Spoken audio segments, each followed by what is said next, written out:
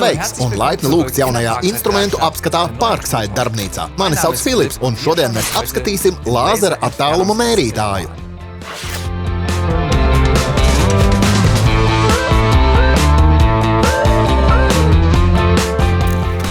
Ar lāzera attāluma mērītāju var ļoti vienkārši izmērīt dažādus attālumus vai garumus. Ierīce piedāvā 5 mērīšanas metodes – attāluma mērīšana, augstuma mērīšana, mērritenis, mērlente un krustlīniju projekcija.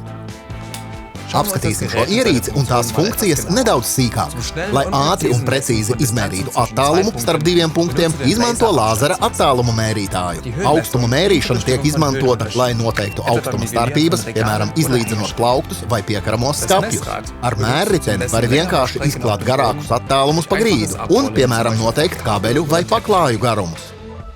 Mērlente tiek izmantota klasiskai manuālai mērīšanai nelielā attālumā, piemēram, mēbelēm.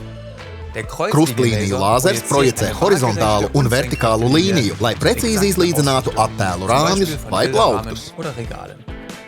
Lai to visu paveiktu, tev vajadzīga tikai viena kompakta un ērta ierīce. Kā redzi, lāzera attāluma mērītājs ir daudzpusīgi izmantojams un patiesi universāls palīgs. Ieraksti komentāros, kam tu to izmantosi nākamreiz. Tu to vari!